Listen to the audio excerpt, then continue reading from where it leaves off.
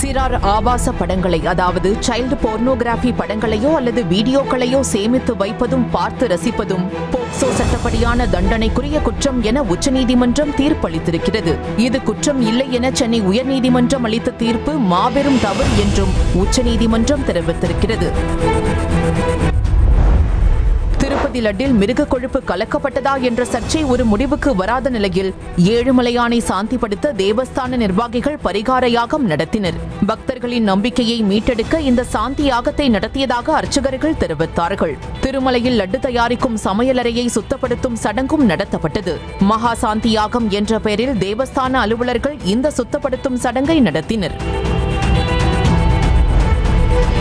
மோடி அமெரிக்காவுக்கு சென்ற நேரத்தில் அவரை கௌரவிக்கும் விதமாக இந்தியாவிலிருந்து கடத்தப்பட்ட 297 அரிய பழங்கால கலைப்பொருட்களை பைடன் நிர்வாகம் திரும்ப வழங்கியது.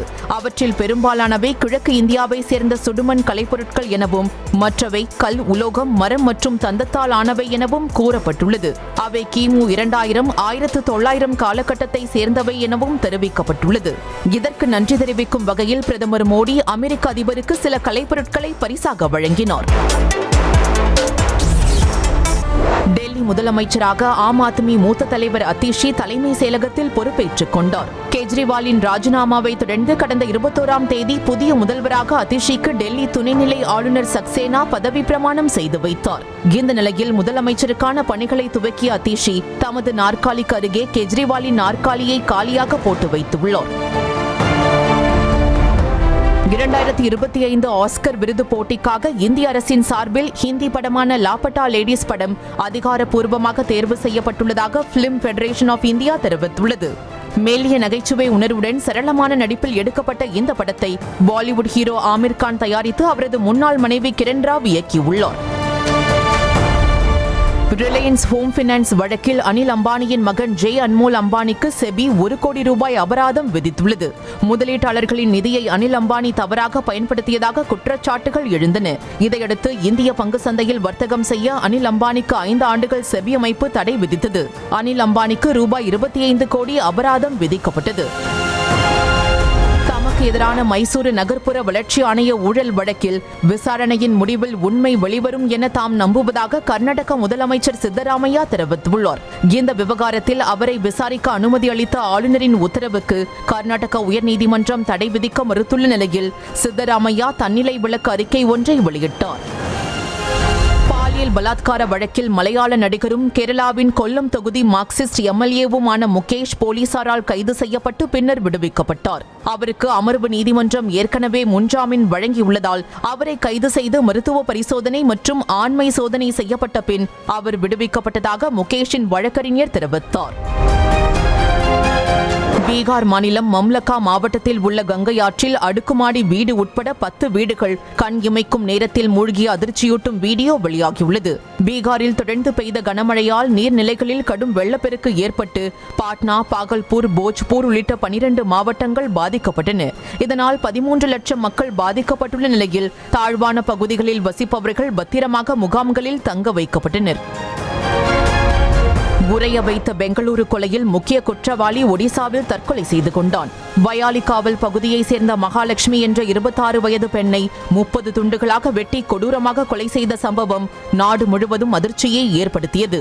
பெண் கொலையான செப்டம்பர் 1ஆம் தேதி முதல் பணிக்கு வராமல் தலைமறைவான முக்தி ரஞ்சன் ராய் என்ற ஆண் நண்பனை போலீசார் தேடி வந்த நிலையில் அவரது சொந்த ஊரான ஒடிசாவின் பத்ரக் மாவட்டத்தில் மரத்தில் தூக்கிட்டு தற்கொலை செய்து கொண்டார். கேரள மாநிலம் திருச்சூர் தேசிய நெடுஞ்சாலையில் 12 பேர் கொண்ட கும்பல் காரை வழிமறித்து 2.5 கிலோ எடை கொண்ட தங்கத்தை கடத்தி சென்ற அதிர்ச்சி வீடியோ வெளியாகியுள்ளது. 3 SUV கார்களில் சென்ற 12 பேர் கொண்ட மர்ம கும்பல் மற்றொரு காரை வழிமறித்து அக்காரில் சென்ற இருவரை கடத்தியதுடன் அவர்கள் எடுத்து சென்ற 1,84 லட்சம் ரூபாய் மதிப்பிலான தங்கத்தையும் பறித்துக் கொண்டது. தங்கத்தை வைத்துக் கொண்டு இருவரையும் கொள்ளை கும்பல் விடுவித்தது. சர்வதேச மார்க்கெட்டில் கச்சா எண்ணெய் விலை தொடர்ந்து சரிந்து வருவதால் விரைவில் பெட்ரோல், டீசல் விலைகள் குறைக்கப்படலாம் என தகவல் வெளியாகியுள்ளது. இவற்றின் விலை லிட்டருக்கு 2 ரூபாய் முதல் 3 ரூபாய் வரை குறைக்கப்பட வாய்ப்பிருப்பதாக துறை சார்ந்த மதிப்பீட்டு நிறுவனமான ICRA தெரிவித்துள்ளது. கடந்த மார்ச் மாதம் பேரலுக்கு $84 என்ற விலைக்கு விற்பனையான கச்சா எண்ணெயின் விலை இப்போது $74 குறைந்துள்ளது. பில்கிஸ் பானு பாலியல் கொலை வழக்கில் குற்றவாளிகள் 11 பேரை முன்னதாகவே விடுவித்தது தொடர்பாக குஜராத் அரசு மீது கூறப்பட்ட தனது எதிர்மறை விமர்சனத்தை நீக்க முடியாது என உச்சநீதிமன்றம் திட்டவட்டமாக தெரிவித்துவிட்டது. 2002 நடந்த இந்த கொடூர நிகழ்வில் பாஜகவினர் 11 பேரை விடுவித்த குஜராத் அரசுக்கு உச்சநீதிமன்றம் கடும் கண்டனம் தெரிவித்தது. இந்த கண்டனத்தை ரத்து செய்ய வேண்டும் என குஜராத் அரசு சார்பில் மறு ஆய்வு மனு தாக்கல் செய்யப்பட்டது.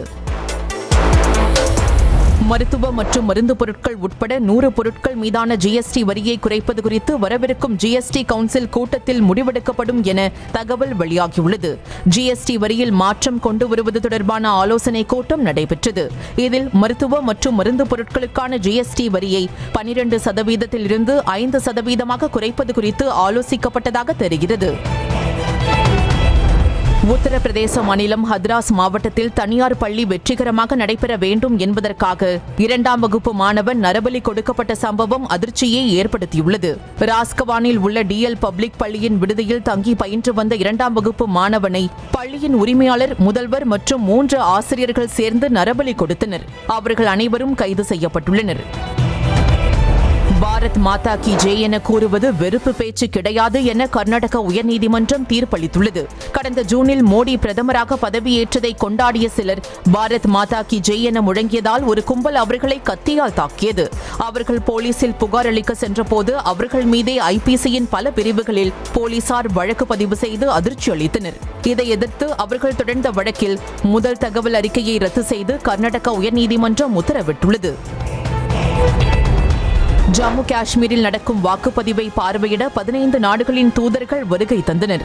பத்கா மற்றும் ஸ்ரீநகரில் பல்வேறு வாக்குச்சாவடிகளுக்கு சென்ற அவர்கள் ஜம்மு காஷ்மீரில் வாக்குப்பதிவு எப்படி நடக்கிறது என்பதை கவனித்தனர். வாக்களிக்க வந்திருந்த மக்களிடம் அவர்கள் கலந்துரையாடினர். அமெரிக்கா, மெக்சிகோ, கயானா, தென்னாப்பிரிக்கா, சிங்கப்பூர் உள்ளிட்ட நாடுகளின் தூதர்களுக்கு வெளியுறவு அமைச்சகம் விடுத்த அழைப்பின் பேரில் அவர்கள் வந்தனர்.